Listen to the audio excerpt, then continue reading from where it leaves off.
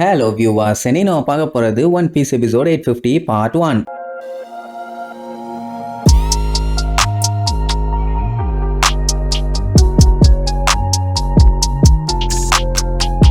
Open பண்ணா உன பாட்டுல பெட்ரோ பண்ணானே ஒரு பெரிய பிளாஸ்ட். அது சாதாரண பிளாஸ்டே இல்ல. ஏன்னா அப்படி வெடிச்சதுல பிக்மாமே திருச்சிருவான். அந்த இடமே ஒரு செகண்ட் ஆடி போயிருச்சு. அந்த அளவுக்கு ஒரு பயங்கரமான பிளாஸ்ட்னா பாருங்களேன். கேரட் தான் கதறி கதறி அழுவான். ஏன்னா இப்படி ஒரு பிளாஸ்ட்ல கண்டிப்பா பெட்ரோ தப்பிக்க வாய்ப்பே இல்ல. அந்த இடமே சில்லி சில்லியா திருச்சிருச்சு. அதை பார்த்து எல்லாம் வீதியில இருக்கும்போது அந்த புகைக்குள்ள இருந்து பிக்மாமே திருச்சு வந்து விழுவான். அவளுக்கே அந்த நிலைமைன்னா இப்ப பெரஸ்பரோவோட நிலைமையை யோசிச்சு பாருங்க. செத்துட்டான்னு முடிவே பண்ணிட்டாங்க. சாப்பரையும் புரூக்கையும் அவனோட கேண்டியை வச்சு லாக் பண்ணால அது எல்லாமே கரைஞ்சு போச்சு. நல்ல வேலை ஜஸ்ட் மிஸ்ல உயிர் பழச்சிட்டாங்க. கெட்டதுலயும் ஒரு நல்ல விஷயம், இவங்க கப்பல் இப்ப ஃப்ரீ ஆயிருச்சு. ஆனா பெட்ரோ இப்படி ஒரு வேலையை பண்ண பார்த்துட்டு நம்ம ஜிம்பை பயங்கரமா கடுப்பாயிட்டான். அவனோட உயிரை கொடுத்து மத்தவங்க உயிரை காப்பாத்தி இருக்கான். கேரட் பெட்ரோ பார்க்கணும்னு கிளம்புவா. மேபி உயிரோட இருந்தான்னா, ஆனா நமி விரதா இல்ல. இப்படி ஒரு எக்ஸ்ப்ளோஷன்ல யாரும் தப்பிக்க முடியாதுமா, புரிஞ்சுக்க. பெட்ரோ இத பண்ணியிருக்காருன்னா கண்டிப்பா ஏதாச்சும் ரீசன் இருக்கும். அந்த ரீசனை நம்ம மதிக்கணும்னு சொல்லி பேசிட்டு இருப்பாங்களா. உடனே லூஃபி பூஸ்டை யூஸ் பண்ணி கிளம்பலாமா. அதான் இப்ப எல்லாத்தையும் செட் பண்ணிட்டாங்க.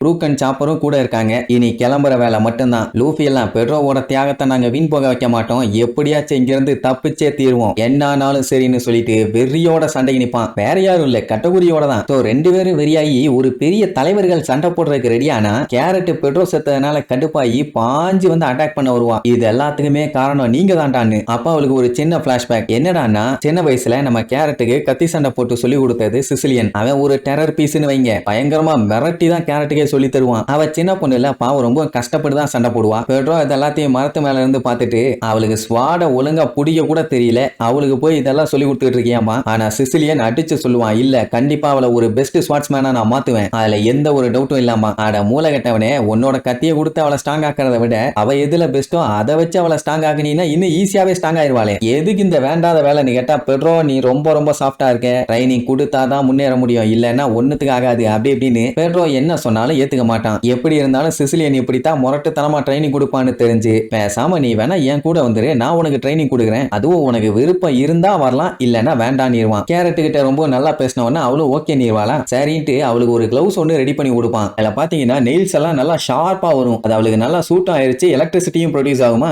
அது அவளுக்கு ரொம்ப பிடிச்சு போச்சு. இன்னும் அதுல ஏகப்பட்ட அட்வான்டேஜ் இருக்குது. இதை யூஸ் பண்ணி குறிப்பிட்ட டைம் வரைக்கும் அவளால ஏர்ல மிதக்க முடியும். அண்ட் அதுல இருந்து வர எலக்ட்ரோவையும் அவளோட ஸ்ட்ரென்த்தையும் மெர்ஜ் பண்ணி அவளோட ஓன் ஸ்ட்ரென்த் அவ வெளியில கொண்டு வந்தான்னா அதுவே போதும், அவளை பவர்ஃபுல்லா மாத்திரும். அதுக்கப்புறம் என்ன, அதை போட்டுக்கிட்டு பெட்ரோ கூட வேற லெவல்ல சண்டை போடுவா. சொல்ல போனா அவனாலேயே முடியல, அந்த அளவுக்கு பயங்கர டஃபா சண்டை போடுவா. இந்த விஷயத்த அவளாலேயே நம்ப முடியல. நான் ஸ்ட்ராங் ஆக முடியுமா, எல்லாத்துலயுமே வீக்கு, என்னால எல்லாம் எதுவும் முடியாதுங்கிற மாதிரி அவன் நினைச்சிட்டு இருந்தா. இப்போ அவளுக்குள்ள இருக்க திறமையை கொண்டு வந்தது யாரு, பெட்ரோ தானே. சோ ரொம்ப ரொம்ப தேங்க்ஸ் அம்பா, இவளுக்குள்ள இப்படி ஒரு ஸ்கில் இருக்குன்னு அவ எதிர்பார்க்கவே இல்லை. நம்ம கோல்டி ரோஜர் பெட்ரோ கிட்ட என்ன சொன்னாரோ அதே விஷயத்த இவன் அவகிட்ட சொல்லுவான். உனக்குன்னு ஒரு வாய்ப்பு வரும், அந்த வாய்ப்புக்காக காத்துக்கிட்டு உன்னால முடியும், இப்ப நீ நல்ல ஸ்ட்ராங் ஃபைட்டர் ஆயிட்ட அப்படி இப்படின்னு பயங்கர சென்டிமெண்டா பேசியிருப்பான். அண்ட் அது மட்டும் இல்லாம இவளாலையும் முடியும் அப்படின்னு அவ வாழ்க்கையில அவ மேல நம்பிக்கை வச்ச ஆளி இவன் தான். அப்படி அவளோட ஃபேவரட்டான மாஸ்டரை கொன்னுட்டாங்கன்னா அவளால எப்படி ஏத்துக்க முடியும். அதனாலதான் கொப்பமான உன்னை சம்பவம் செய்யாம விட மாட்டேன்டான்னு மோதக்கூடாத ஆள்கிட்ட போய் மோதி கடைசியில ஒரே அடியில கவுத்திட்டான்னு வைங்க. இதுல வேற அந்த கேட்டகரி சவால் விடுவான், நான் இங்க இருக்கிற வரைக்கும் உங்க யாரையுமே இங்க இருந்து தப்பிச்சு போக விட மாட்டேன்னு. அவன் கேரட் வேற மாட்டிட்டான். ஆனா அவன் இன்னுமே பெட்ரோ சத்த நினைச்சு பயங்கரமா கவலைப்படுவா. அப்ப அவ மறுபடியும் பெட்ரோ பத்தி தான் யோசிச்சு பாப்பான். அவன் சொல்லியிருப்பான்ல, உன்னால முடியும், நீ ஒரு ஸ்ட்ராங்கான ஃபைட்டர் அப்படி இப்படின்னு. அதெல்லாம் அப்படியே மண்டையில ஓட ஓட அவளுக்கு ரொம்ப கஷ்டமா இருக்கும். ஏன்னா அவர் நினைச்ச மாதிரி இவ வாழ்ந்து காட்டணும்னு ஆசைப்பட்டா. ஆனா அதுக்கு முன்னாடி இவங்க எஸ்கேப் ஆனுங்கிறதுக்காக அவனையே அவன் சாக்ரிஃபைஸ் பண்ணிட்டான்ல, அதை சொல்லி கதறி கதறி அழுவா.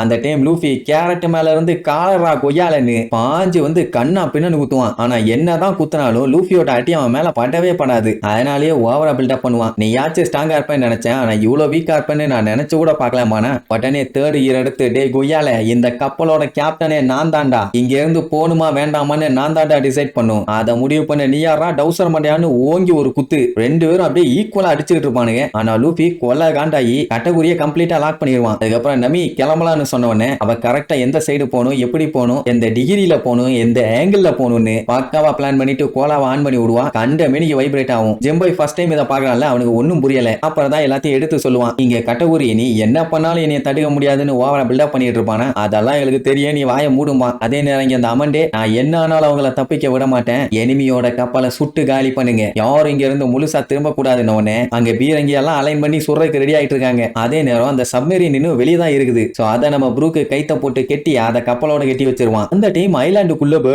பேன்னு பயங்கரமான சவுண்டு. என்ன ரத்த காட்டேரி ஏதாச்சும் வந்துருச்சான்னு பார்த்தா புகைக்குள்ள இருந்து பிக்மாம் வருவா. அவளை பார்த்தோன்னே இது ரத்த காட்டேரி இல்ல டேங்கர் லாரி, ஐயோ அவ வந்துட்டான், சட்டு புட்டு நீங்க இருந்து கிளம்பணும்னு சொல்லி ரோப்ப புடிச்சு இழுன்னு எழுத்துட்டு கிடப்பானுங்க. இன்னுமே நம்ம நமி பெர்ஃபெக்டான ஆங்கிள் செட் பண்ணல, அவ வேற வந்துகிட்டே இருக்கா. அவ வந்து பெருசா எதுவும் பண்ண தேவையில்ல, நம்ம கப்பல் மேல 2 டைம் உருண்டு எந்திரிச்சானா போதும், தார் ரோடு மேல ரோட் ரோலர் ஏறி இறங்கின மாதிரி ஆயிரும். இவங்களுக்கு தான் பயங்கரமா அள்ளு விடுது. வந்தான்னா என்ன பண்ணுவாளோ தெரியலையேன்னு லூஃபியும் எவ்வளவு நேரத்துக்கு தான் அமைக்க பிடிப்பான், சீக்கிரமா வேலையை பாரு என்னால முடியலன்னு முக்கிட்டு இருப்பான். அதே நேரம் இங்க எய்ம் வேற வச்சிட்டாங்க. யாத்தா கிட்ட மோதுனா இதாண்டா நிலைமைன்னு சொல்லி கண்ட மேனிக்கு கப்பலை சுட ஆரம்பிப்பா. கப்பலுக்கு முன்னாடி வந்து விழுமே தவிர கப்பல் மேல எல்லாம் போய் விழாது. அப்புறம் என்ன ஆனியனுக்கு எய்ம் வச்சாங்க. இவங்க எல்லாம் ஒரு பைரட்டு, எய்ம் வச்சு கூட சுட தெரியல, சைல்டிஷ் ப்ளோஸ். இப்ப நம்மளுக்கு அதெல்லாம் பஞ்சாயத்துல பிக்மா மட்டும்தான். அவகிட்ட இருந்து எஸ்கேப் ஆறாங்களா இல்ல மாட்டிட்டு மண்டைய உடைக்கிறாங்களான்னு அடுத்தடுத்த எபிசோட்ல பார்க்கலாம். டாடா.